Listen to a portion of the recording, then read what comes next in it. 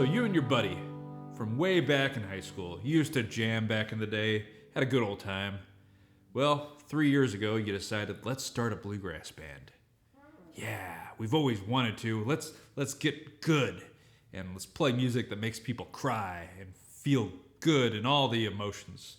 So you and Mark hightail it down to your local hippie style guitar bluegrass store, not the big box ones where you get all the, the flim flam imported instruments for discounts and the guys behind the counter don't know a mandolin from a dulcimer. No, you want to go to a real bluegrass store with a weird looking guy behind the counter that's slightly overweight, chews tobacco, and he knows the difference between an F5 and a snakehead Gibson A, right?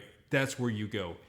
And you're like, I'll be damned, I'm middle-aged, I'm not married, I'm going to spend $5,000 on an acoustic guitar, and I'm going to love it. Yeah, this is my big ticket purchase. And Mark's like, I got $2,000.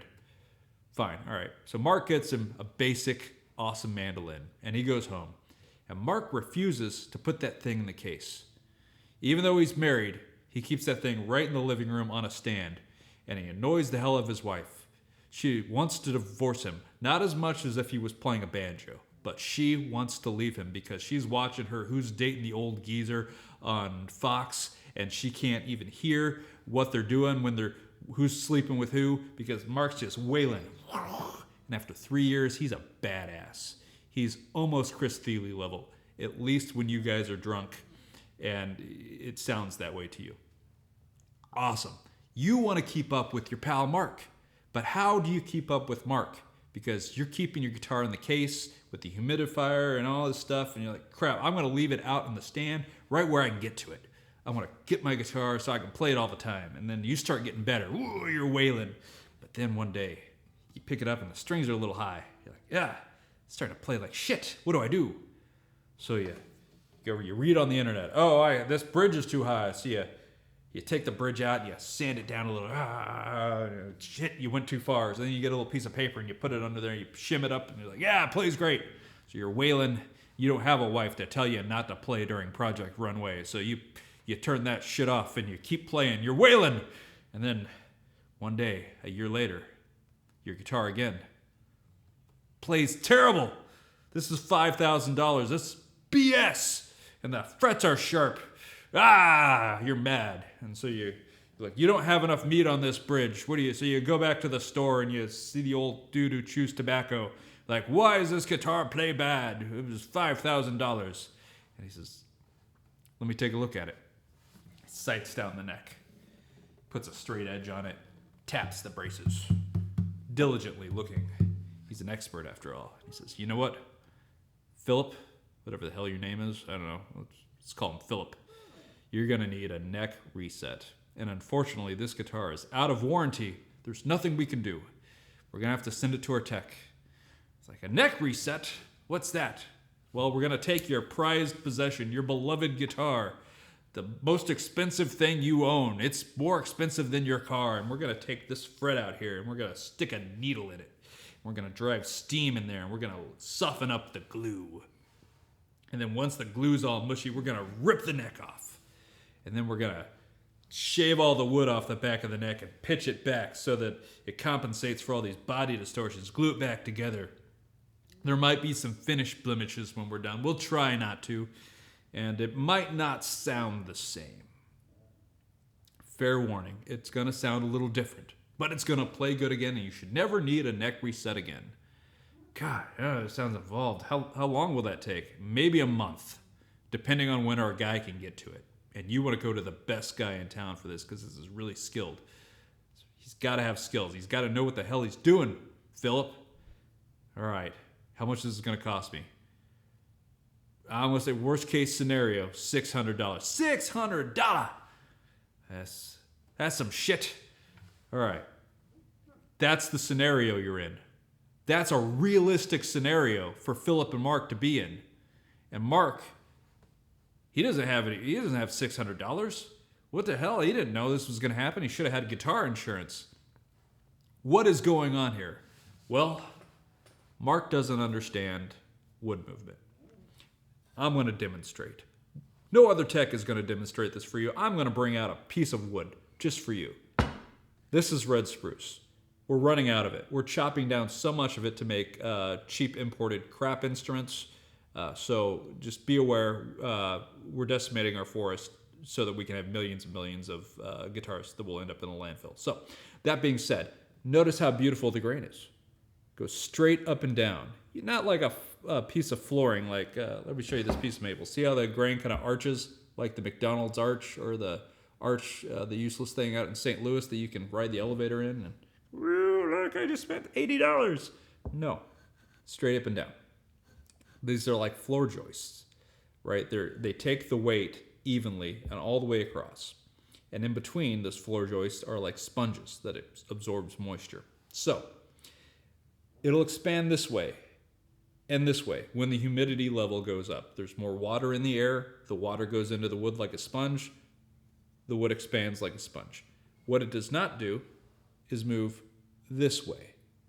A tree doesn't get taller because it rains. A 2x4 by 8 doesn't turn into a 2x4 by 8.25 just because it rained outside, right? Following me there? You can see here too, you can see the grain lines in the wood. So that these floor joists, if you will, the grain is perfectly up and down. So that's why we use this wood, because it's strong and it's predictable. It's going to only move this way and this way. It's not going to move this way, and it's as strong as it possibly can be if you cut it this way. You're not getting wood cut that way at a regular sawmill. So we have to use quarter sawn lumber on a musical instrument. And a quarter sawn lumber will expand and contract, but in a predictable way. Now, on Mark's mandolin, the cool thing about Mark's mandolin is the neck block and the tail block are the same thickness. The ribs of this instrument are the same thickness all the way down. So, if the humidity jumps up by 10%, and let's just make up a number and say the particular wood that his mandolin is made out of on the sides expands 1% for every 10% in humidity jump. Well, since it's parallel, the neck block and the tail block are going to expand at the same rate. So it's like if you had an ice cream sandwich and then the ice cream in the middle evenly filled up. No problem. Still a cool, perfect looking sandwich. You can photograph it and nobody's going to complain about you making a crappy sandwich. However, on an acoustic guitar, we like to make the lower bouts a little bigger. So you get a little bit more of an echo chamber down here than you do up here. What does that mean? Well, let's see. We've got a Taylor here, which I have had to do a neck reset on, an unusual one because I had to go beyond their shim system. I'll tell you about it later. Anyway, we've got about 3 3/4 at the neck block. We've got 4 3/8 probably at the tail block. So 1% of this number is a smaller number than 1% of this number. Go back to imagining that ice cream sandwich, right? Now it's doing this. It does this a little bit, and it also does that. So the problem with a neck reset is not that you need to fix a bad neck joint because the neck is pitched forward. That's not what's really going on. What's really going on is the ass end has expanded more than the top side. Don't make jokes, okay, about people. I know I'm getting older. I know what my butt's doing. That's what's happening on a guitar though. So this is expanding out. This is expanding out a little bit, but that's causing most of the distortions. Now, of course, there's shrinkage issues too, because when the humidity goes down, it can shrink. Say like you got a Gibson J45 where they intentionally put a little bit of arching on the top, so the humidity can go up, and those things they can do different things. So it does the same thing every time. But in general, if the humidity goes up, your neck is going to start looking like it's pitched forward. But it's because of the sides. I rambled a little bit there. Sorry, lost my train of thought, but stay with me. So, you're stuck in this need of a neck reset, though, because we can't take the back off and relieve all the distortions. Here's the big problem. Guitars are made with kind of a flexible frame. Here's your side wood, which is really thin, and then you've got kerf lining inside, which is not very stiff. It's very flexible as well. The structure exists because the back is glued on. Not like a violin where the ribs are very firm. They're solid linings. So if I took this back off, relieved all the distortions that have happened, resanded it, made a nice surface, put this back on, I could never really get the back on exactly the same. And then I'd have to put the binding on, redo a lot of finish work. That's a lot of work, but that's really what an acoustic guitar needs to avoid a neck reset. We can't really do that with the way they're constructed, so we go for the neck joint because that's the joint we can actually get at and fix the cleanest. But the downside is it's going to sound a little different. That makes sense? All right. That's the neck reset in general. So how do we avoid it? How does our buddy Philip not ever have to spend that money on a neck reset? Well, they make these things for your guitar case called a hydrometer. Now, I know there are packs that are sold they claim you just put it in there and it will monitor the humidity level naturally and just you set it and forget it. Forget that. I'm not a fan. Okay, I want to know exactly what the humidity level is in the case. And you want it hovering within 10% of 50 because most, if not all, modern guitars that are made in a factory are sitting about 50% humidity. Okay. So if you're at 40, you're probably okay. If you're at 60, you're probably okay. Anything beyond that, you need to start changing things, right? If you're at 40% or lower, wet a sponge. They make little containers, put it in there. If you don't play the guitar for a month, I don't care. You need to open the case and check the humidity. It's an investment. Care about it, right? If it's sitting over 60%, there's some things you can do. You mostly want to keep it in the case and out of the way. Keep it out of the case as little as possible, especially in a wet environment in the summer. Or let the instrument acclimate to it and kind of get it set up for the environment it's in. But you don't want to leave it in like an 80% humid environment, let me tell you. Sorry, I'm rambling. It's a long video.